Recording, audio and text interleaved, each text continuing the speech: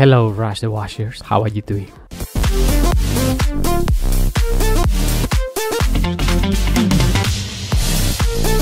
Hello guys, my name is Miguel, and on today's video I want to show you how I painted my Lair of the Orc Lord Warhammer Quest 1995 set. Now this set is fetching, like all the freaking things from back then, huge prices on eBay because of the nostalgia factor. I think nostalgia is the most expensive commodity in the world according to prices. People want to have things that they make them feel younger. For instance, miniatures. Now, Lair of the Orc Lord was not something that will include too many things. Actually, it's just 2 doorways, a few tiles, and a few miniatures made of pewter. And not the best miniatures ever. It's just orcs and goblins, goblin, snotling, squig, and orcs. Yeah, it's not something huge. But the prices, as you can see here on eBay, are ridiculous. Once again, if I wanted to make a video like this, I will either sell my kidney or I could go through separate ways. Now, if you go on the internet, you can find PDFs with all the tiles, all the components, sans obviously the doorways, which are quite expensive themselves, but I think you can 3D print them or ask somebody to do that for you, or maybe even create your own. Now the miniatures, you can obviously proxy them with more current ranges, or you can go and do my way. But I'm not gonna tell you because it's a secret. Either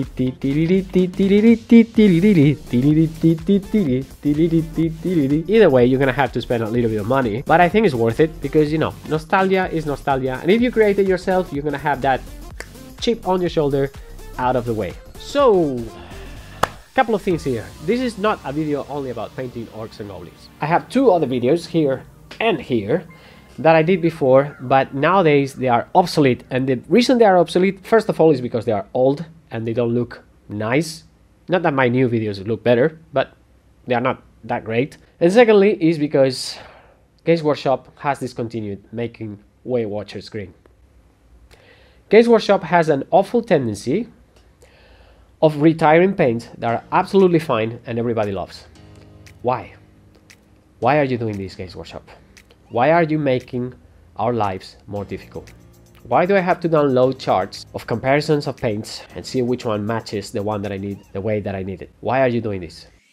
If you want to play safe, and if you are like me, an army painter, somebody that paints big batches of miniatures and has collections that span years and years, it is usually safer for you to buy paints from other brands because they are going to be more stable. Vallejo, or Vallejo, as we say it in Spanish, comes to mind and is probably one of the best options. So today I need to figure out a way of painting these orcs and goblins somehow that is gonna last time. I'm gonna be able to paint them this way 5 years from now, 10 years from now, because the brand that I chose, the paints that I chose, are gonna be easily available, or something quite similar is gonna be easily available. So like usual, with all the miniatures that we work here with Rush the Wash, you have to clean all the lines, all the mold lines, and you also have to wash them thoroughly because the release agent can be a pain in the butt.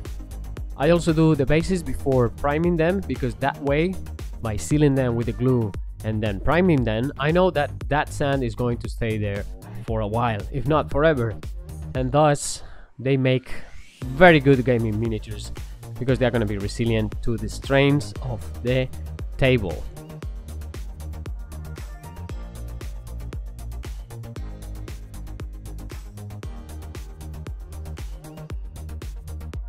Disclaimer, as usual, this video is not meant for competition painters. It's only for those of us who want to get rid of our pile of shame as fast as possible. As usual with my method, I'm going to start painting the metallic parts with lead belcher and also with Gehenna's gold. Any dark metal, silver dark metal, or any golden metal will work fine for this step. It depends on what you have available for you. Other brands do also have nice colors for this. I do this because I don't want to stain subsequent glazes and washes with the metallic colors.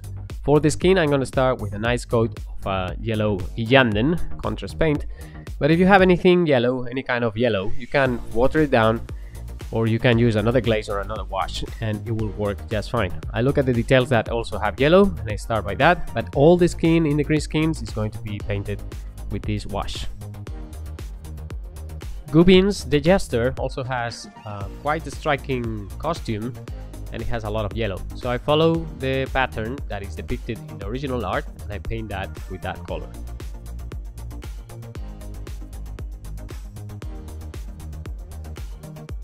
The way I paint my orcs and goblins is always a twofold. First, I start with a yellow coat and then I build up with green. Now, maybe you are more into grim dark and whatnot, and then obviously you need to do something else a little bit different. Maybe start with green and then darken it with a little different color like brown or black. That is absolutely fine.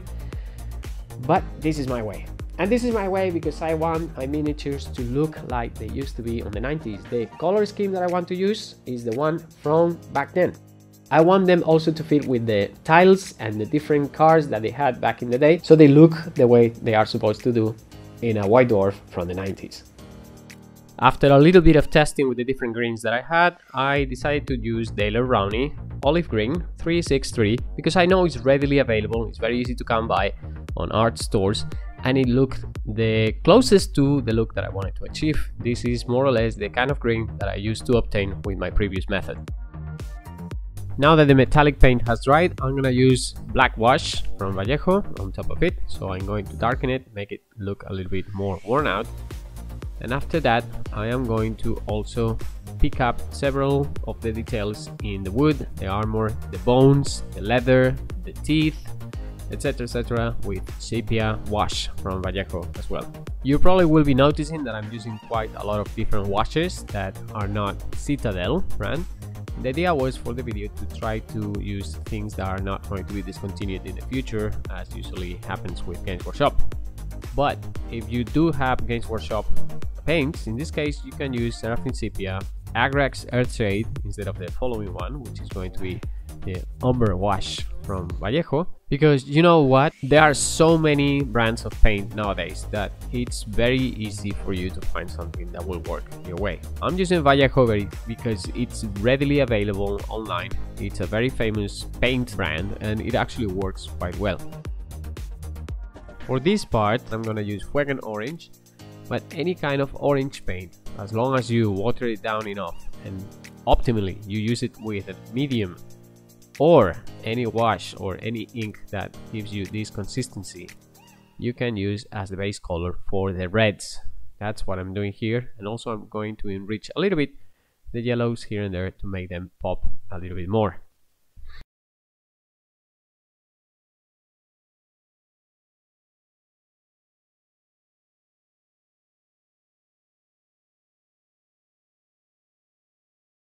Warhammer Quest was released on April 1995, and Lair of the Orc Lord appeared on July of the same year. The idea behind this module, or this expansion, was to make the adventures a little bit more greenskin centered.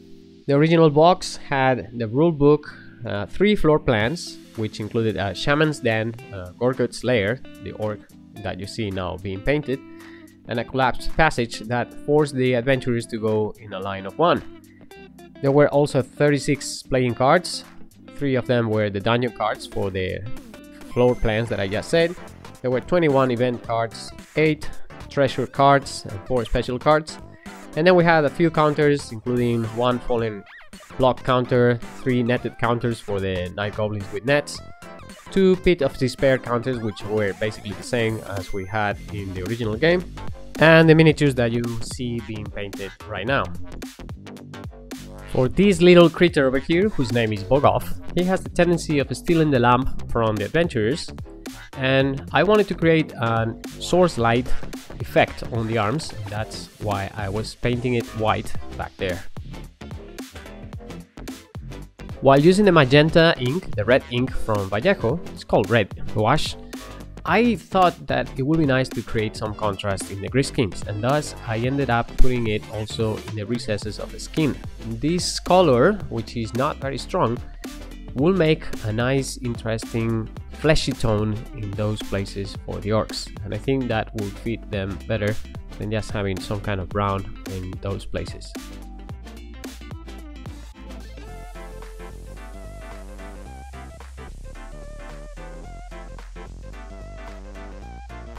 And voila, this is the way that the orcs look now.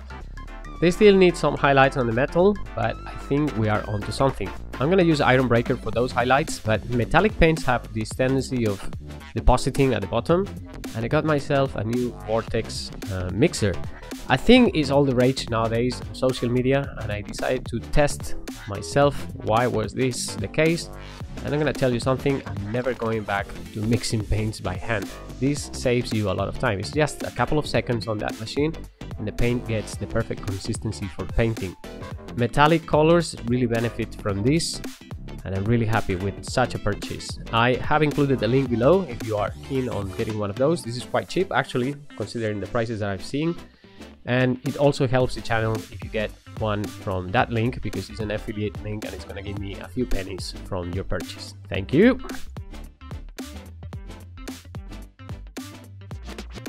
Washes have a tendency of muffling down the metallic colors, and obviously we need to do the same with the golden parts of the miniatures. That is the reason why I got my Gehenna's Gold back at it, and I put some highlights in all the metallic parts that were in this color beforehand.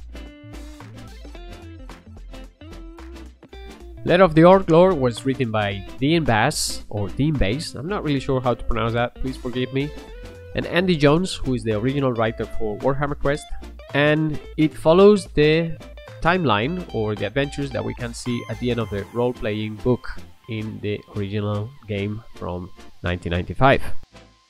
On Death Below Carrasgal, we can find Scapnose for the first time, and he has returned here to be once again a thorn on the side of our adventurers. But he will not be alone on this endeavor. There are other named characters in this box, which will, each one of them, contribute to the demise of the adventurers in more ways than one. Lair of the Orc Lord screams Middlehammer all over the place. The miniatures look the part, with the depiction of orcs and greenskins with the general look of the 90s, and then we have the cover art by Dave Gallagher, one of the most prolific artists back then. This type of art, compared to the quite grim background lore, creates a striking contrast that is very typical of the Middlehammer era. I think this fresh approach towards fantasy, 50% grimdark, 50% comical, not taking itself serious, is why it brings us back to it over and over again. This is why the prices on eBay are so high, because we just want to have, once again, the feelings that we used to have back then. It's part of our infancy and we love it.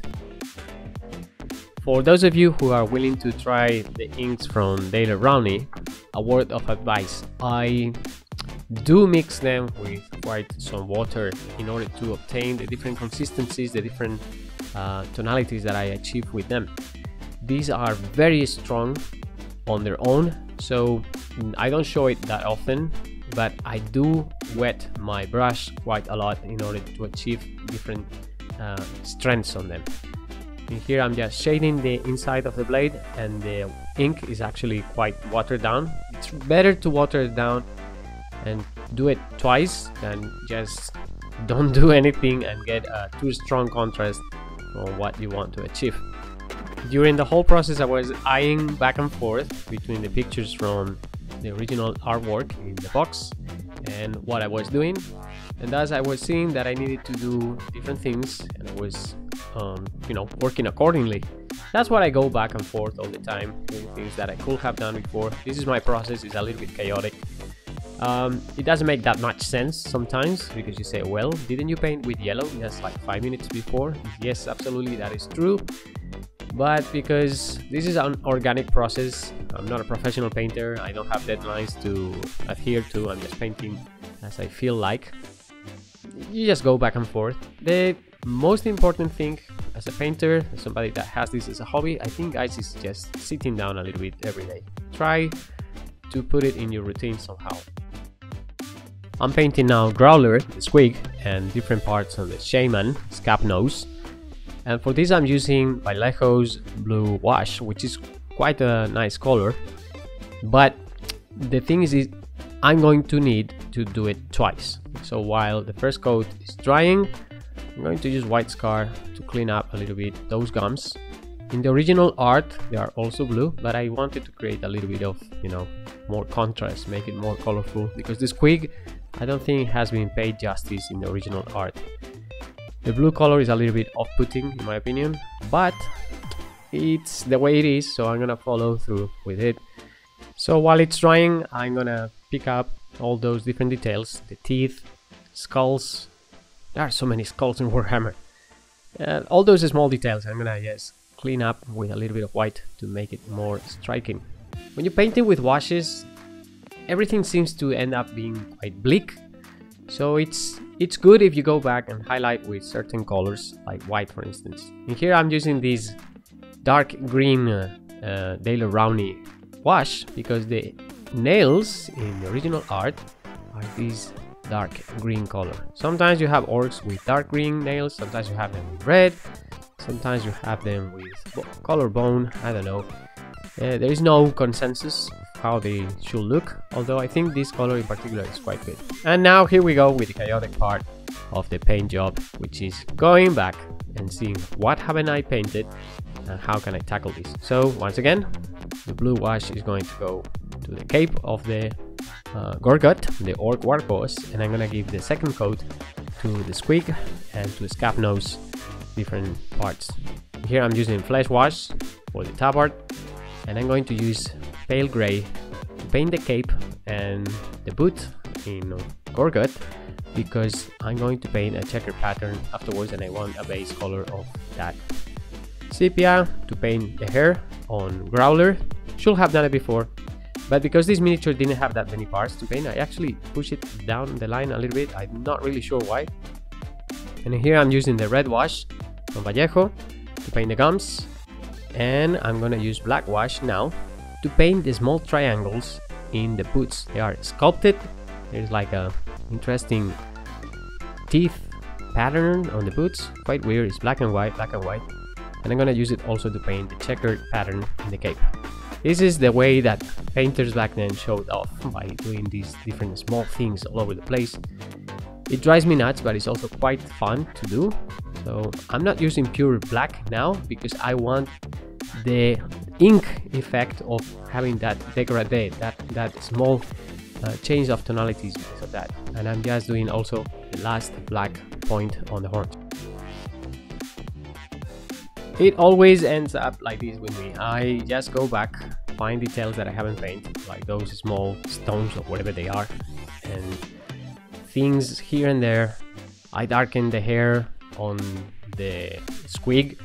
I go back and paint things that I forgot to paint. You know, these are the last steps. It's cleaning up, making sure that everything looks good, and just finishing off the miniatures while having fun. I think I also create a little bit of highlights here, which are going to be followed by a glaze, darkening the squares here and there to make sure that they look like a nice checkered pattern, painting things that nobody's going to look at. This is crazy. Well, when you paint miniatures, you have this tendency. And for the finishing touch on that blue, I'm going to use this contrast paint, very diluted because it's super strong, very diluted to make sure that that blue actually pops, because otherwise it's gonna look too grayish, too clear. But this is absolutely optional. You know, some of you might be happy with just 2 coats of blue, some of you might be happy with only 1. I thought I was going to need a little bit more, and some of you might want to include different things. I'm cleaning up goblins, these different parts in yellow, and I'm also including a small dot in the eyes of all the greenskins because that is going to be the pupil and it's going to make them pop a little bit more. Here, very important, I use the same yellow, flash kits, or any yellow that you have that is this nice strong color, and I just water it down quite a lot to paint the lamp and those white highlights that I put on the arms of Bogov. So I'm going to create that source lighting.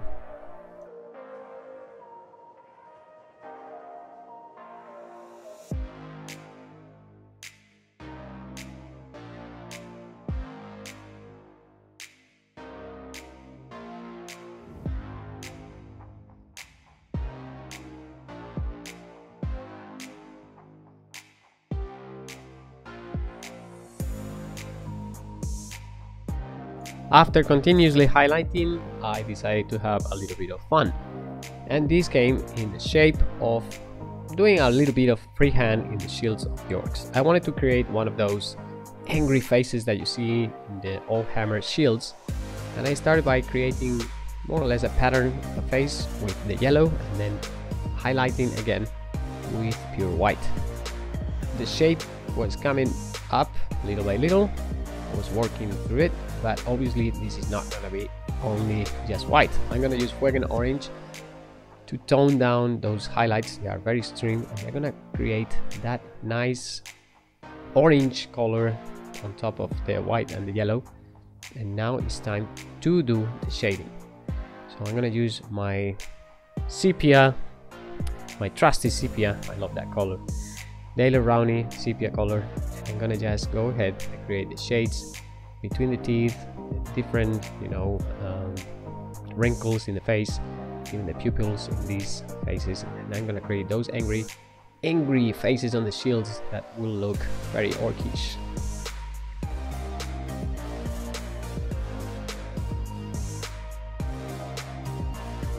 And with the leftover sepia, I just water it down a little bit. The shield that has no cover, I'm just gonna paint it with that in order to make the wood pop.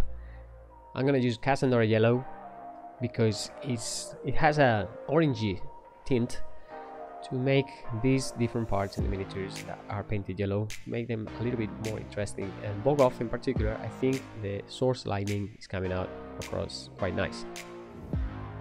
On my dear friend here, Scabnose, I forgot to paint his staff. I forgot to paint this small pauldron, or whatever that is, the name of that thing in the armor. I think it's a pauldron, I'm not sure. And also the eyes on Growler, all of those with the orange color. And then I'm gonna go back with contrast, Magus purple on the gums of Growler, and also on the hair of the bad thing that our friend Scabnose has on his head. With contrast Blood Angels, I'm going to paint his staff, which was painted orange before. I'm gonna go through some of the crevices in his robe, and I'm gonna paint the top right corner of his gem. We are almost there, just the final touches. Contrast is snake bite leather, any brown will do. I just want to darken Growler's hair here and there to make it more interesting. And as you can see, I'm creating already a very interesting highlight over there. And the tail, that is one of the trinkets that our friend here, Scabnose, was carrying. Griff Charger Grey, I'm gonna use it to darken the fur on the bat that he's carrying on his head, and also the pommel stone that he has on his dagger. And I'm going now to put a couple of small white dots on the gem that is on his staff, one on the top corner and a small almost line on the left bottom corner. So they are opposite sides. That will create the impression of being a gem. And because I forgot before to do this, I'm gonna put a couple of pupils with the yellow color on Growler. And we're gonna finish with Drakenhof Nightshade by painting the bases on this color. I mean, this is a personal choice. I'm using this to paint them like my other miniatures for Warhammer Quest and also Hero Quest. But you could be tempted to do this with, you know, Goblin Green and do some yellow highlights, and you just go full old school with these miniatures, but I want them to match with the theme that I already have created for them. I'm going to use pure white here to create a few highlights on the rocks on the base of Bogoff, because those are going to be later on painted on yellow, so we create that source lighting effect. And the flagstones on my bases, I paint them with Ushapti bone, followed by a further highlight of pure white. And then I use, once again, sepia to paint the crevices between the flagstones and a few cracks here and there. This way I create the impression that those are actually flagstones. I also paint a little bit of the super glue residue, so it looks dark, not white on the inside. You know how super glue is. And that's going to be almost it, with the exception of both using Agrax Earthshade to just darken a little bit those stones, and then painting the small details of Bogoff and also the sides of the bases.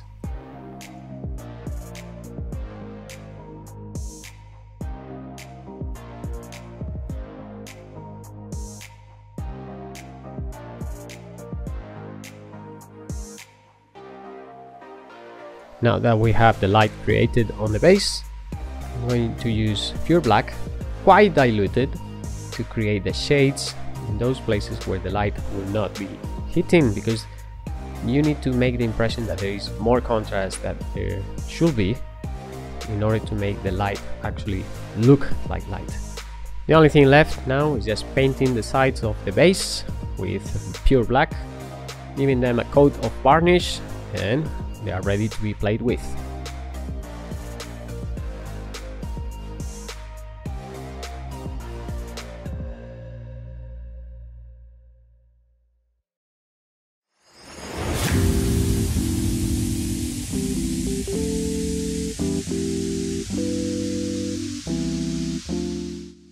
This is a small project, very fun to paint. I strongly recommend you guys, if you have this box and you haven't painted them, just sit down, get them ready for the table. I mean, it will take you a couple of afternoons, maybe a little bit longer if you have things to do, but it's absolutely worth it. These miniatures are so full of character, they have so many things going on, and I just love painting all stuff like these ones. I know a lot of you have families, jobs, a lot of compromises already. Let's do this 15 minutes a day, 30 minutes a day. Just find some time every day. Rush the Wash allows you to do this. You just need to find those 15 minutes a day. Sit down, pop open one of those small pots and put a color and just close it, come back the next day, feeling that you are achieving a little bit more every day. Consistency is key here.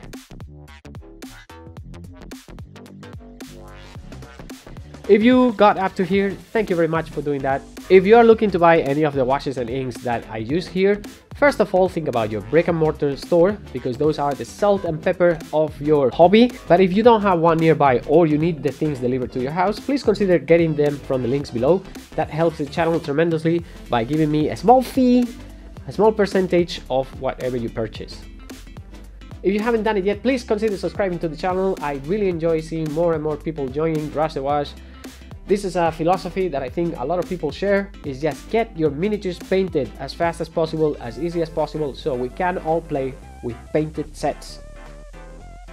If you have any questions about whatever, just leave a comment below.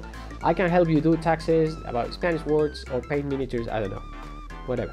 My name is Miguel, thank you very much for watching the video, and I'll catch you guys in the next one. Bye!